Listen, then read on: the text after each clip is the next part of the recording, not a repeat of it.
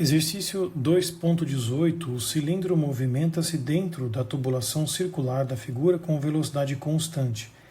A folga entre o cilindro e a tubulação contém óleo de viscosidade dinâmica 0,01 Newton por metro quadrado.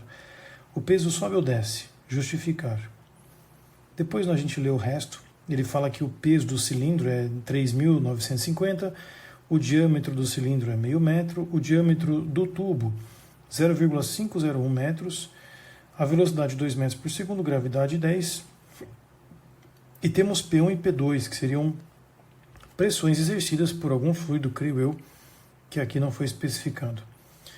Mas tem um fluido, um óleo, entre o cilindro e essa tubulação. O detalhe é esse plano inclinado, né? Temos 30 graus aqui, gente. Então, como especificar essa situação, se o troço desce ou sobe, né? Para isso, nós vamos ter que ressuscitar alguns conceitos de plano inclinado. Então nós temos um corpo dentro de uma tubulação. Esse corpo pode escorregar por conta do fluido aqui presente. E aí, quais são as forças que nós temos certeza que existem? Primeiro tem a força F1. Essa força F1 se dá pelo fato de existir uma pressão aqui nessa superfície. Existe uma força F2 atuando aqui. E como o corpo tem um peso dado por 3.950, esse peso se decompõe no corpo num valor de Px, clássico na física, e um Py. Esse Py, ele só tem o papel de exercer um contato com a superfície, e a superfície devolve com o que nós conhecemos como força normal. O fato dessa força ser resultante igual a zero é uma consequência, é uma causa deste efeito. A velocidade ela é constante. Toda velocidade constante necessariamente implica que a força ali aplicada num geral dá zero, ou seja, isso se cancela. E aí a gente vê que as forças não estão se cancelando. Existem duas forças para baixo e uma apenas para cima. O que gera uma certa intuição, né, de que, poxa, parece que o corpo quer descer, a princípio. Se não tivesse fluido, inclusive, seria uma boa observação. Se não tivesse fluido, esse corpo com certeza desceria, pois nós temos duas forças, e nós podemos já, de antemão, perceber que a força 2 vai dar pouca coisa menor que a força 1, mas aí tem o acréscimo do peso do corpo. Mas seria importante aqui fazer essa análise prévia. Então, vamos lá. A força F1, ela é P1 vezes a área. Ora, a pressão 1 foi dada, 50 kPa. E a área, como nós temos um cilindro de diâmetro meio metro, eu vou colocar a área como πr², ou seja, 0,25 ao quadrado. A força 2, por sua vez, ela é P2 vezes a mesma área. P2 é 40. 40 10 a terceira. Vezes π, 0,25 ao quadrado. E temos o G, que seria o peso do corpo. Na verdade, não G em si, mas Px, né? Que existe a decomposição vetorial desse peso. Então, peso x, que é peso seno de θ, seno de 30 graus. 3.950 vezes meio. Se nós avaliarmos agora essas forças, uma por uma, vamos calculá-las para verificar o seu valor. Então, 50 10 a terceira vezes π vezes 0,25 ao quadrado. 9.817,48 newtons. Agora eu vou trocar só esse valor, né? Vamos para 40 10 a terceira, 7.853,98 newtons. E o valor de Px, 3.950 vezes meio, 1.975 newtons. E agora a conclusão. Veja que a força 2 e o Px juntos mais 7853,98 dá 9.828,98. Enquanto que a força F1 que está para cima dá só 9.817,48. Existe uma defasagem aqui. Duas forças que apontam para baixo e uma para cima. E essa para cima é menor, indicando que precisa-se de fato de uma outra força para quê? Para equilibrar o sistema. Se a força resultante é zero, eu preciso de forças em equilíbrio. Está faltando uma força que é para cima. Então eu preciso fazer aqui essa diferença, menos 9.817,48, e perceber que dá 11,5 newtons. Essa força de 11,5 newtons representa essa diferença que existe para que algo se cancele. E como falta uma força para cima, essa força tem que ser a força do fluido. Essa força para cima só está para cima porque a força se cancela.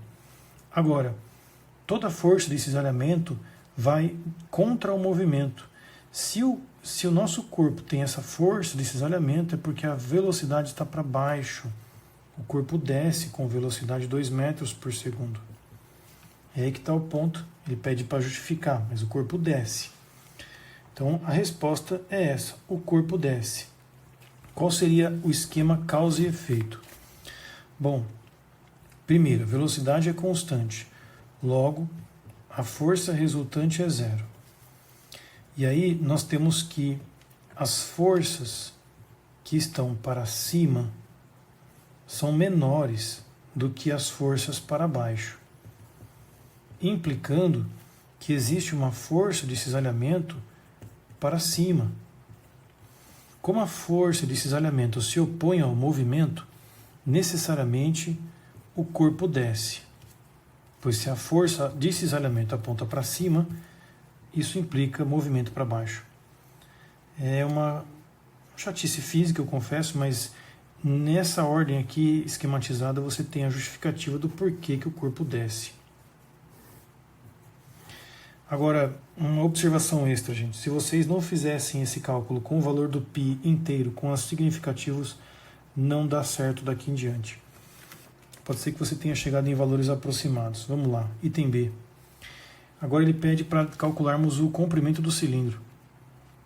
O comprimento do cilindro ele vai ser determinado pela própria força de cisalhamento, que é μ vezes a área vezes ΔV sobre ΔR, aqui no caso, né, porque nós temos um corpo com coordenadas cilíndricas aqui.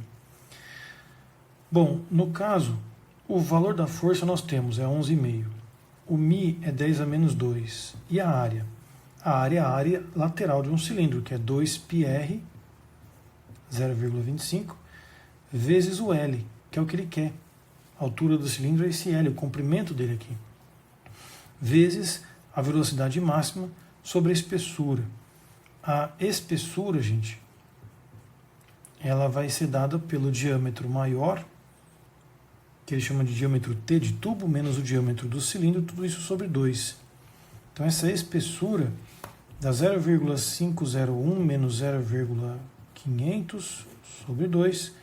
Esta espessura, portanto, é 0,001 sobre 2, o que dá 0,0005. Com isso tudo a gente consegue chegar ao valor do L, gente. Lembrando que aqui eu estou usando aquela aproximação de velocidade máxima por espessura. Então, vamos lá. 11,5 vezes 0,0005 dividido por, olha só, hein? 2 vezes 2 dá 4. 4 vezes 0,25 cancela. Então a gente tem que dividir isso aqui por π e dividir por 1/10 a menos 2, que dá justamente 0,183 metros, né? Que foi o que a gente fez agora aqui. E essa é a resposta do Brunetti nessa questão, gente. Então era para usar aqui, de fato, π. É complicado, porque tem exercícios que ele aproxima para 3,14. Aqui não, aqui ele está usando todo o valor do π. Bom, agora ele pede no item C qual é a massa específica do material do cilindro. Massa específica é ρ. A massa específica está relacionada com a massa e com o volume do corpo, porque massa específica é essa definição. E nós temos o peso do corpo, que é mg. Ora, como massa é ρ vezes volume, nós podemos associar isso ao peso, descrevendo como ρ volume vezes g.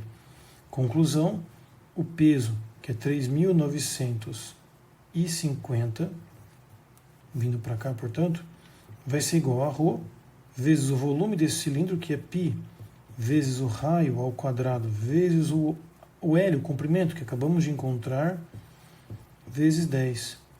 Assim a gente consegue chegar ao valor do ρ.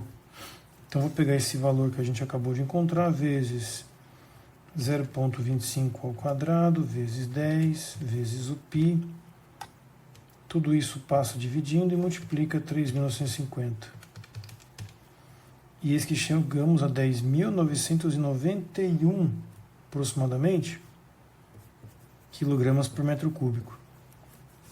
Aqui o Brunetti coloca o valor de 10.993 quilogramas por metro cúbico.